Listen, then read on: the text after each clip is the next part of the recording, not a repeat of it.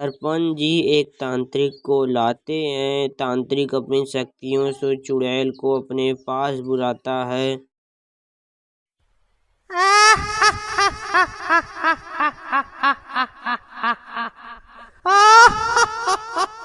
एक गांव में सीमा नाम की लड़की रहती है। उसके माँ बाप नहीं थे, वह अनाथ थी। सीमा अपने गांव के गायों को चराने ले जाती थी, जिससे उसे पैसे मिलते थे। उसी से उसका घर चलता था। सीमा अपने गांव के गायों को चराने ले जाती है। चलो मेरी प्यारी गायों, तुम चर लो, तबले मैं थोड़ा आराम कर लेती हूँ। झाड़ियों से आवाज आने लगती है। सारी गायें डर जाती है और झाड़ियों की तरफ देखने लगती है। उस झाड़ियों से एक शेर निकलता है। शेर को देखकर सारी गायें डर कर इधर उधर भागने लगती है।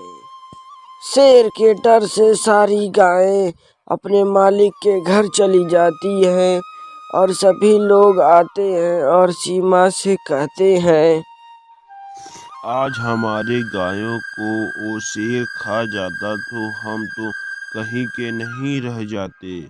अब से तुम हमारी गायों को चराने नहीं ले जाओगी। तुम यह जान लो, मैं तुम्हें अपनी गायों को नहीं ले जाने दूंगा। नहीं, अब ऐसा कुछ नहीं होगा। अगर वह शेर आपकी गायों को खाने के लिए आएगा तो उसे मुझे पहले खाना होगा। आप लोग चिंता मत करो, मैं उस शेर को देख लूंगी। ये लड़की पागल हो गई है, ये शेर से लड़ेगी। चलो यहाँ से सभी लोग। लोगों ने अपने गायों को चराने भेजना बंद कर दिया। अब तो सीमा का खर्च नहीं चल पा रहा था। उसके पास का सारा अनाज खत्म हो गया था। अगले दिन भूख के कारण सीमा की मौत हो जाती है।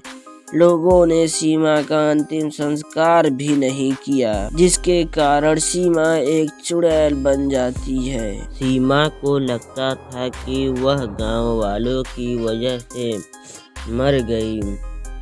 मैं इन गांव वालों की वजह से मर गई। मैं इनको जिंदा नहीं छोड़ूंगी। इन सब से चुन चुन कर बदला लूंगी, जिसकी वजह से मेरी मौत हुई है।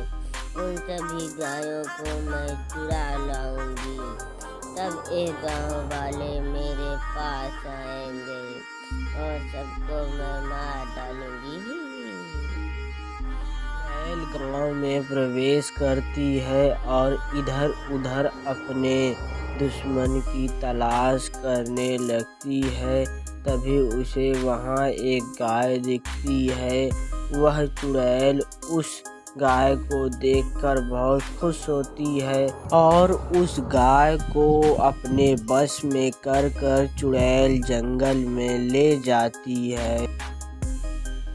कुछ दिन ऐसे ही बीत गए।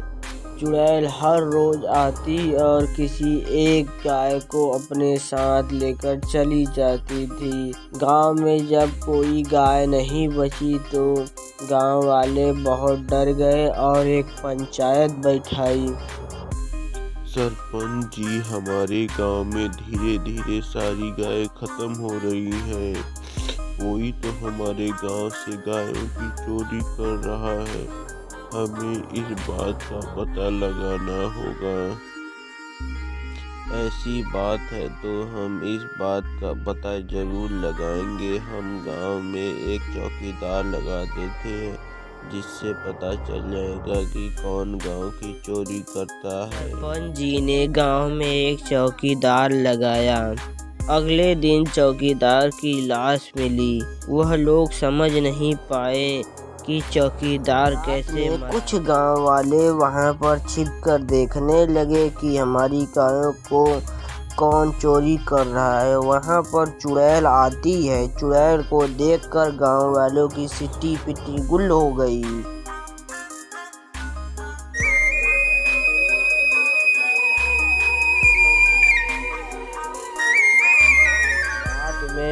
गांव वालों ने जो देखा वह सारी बात सरपंच जी से बताने लगे। सरपंच जी डर गए और चिंता में हो गए। सरपंच जी एक तांत्रिक को लाते हैं। तांत्रिक अपनी शक्तियों से चुड़ैल को अपने पास बुलाता है। ए चुड़ैल, तू इन गांव वालों को क्यों परेशान कर रही है? इन लोगों ने तुम्हारा क्या बिगाड़ा है? मैं नहीं बताऊंगी, तू क्या कर लेगा? हा, हा, हा। तू अगर नहीं बताई तो मैं तेरे ऊपर गंगा जल छिड़क दूंगा, जिससे तू जलकर भस्म हो जाएगी।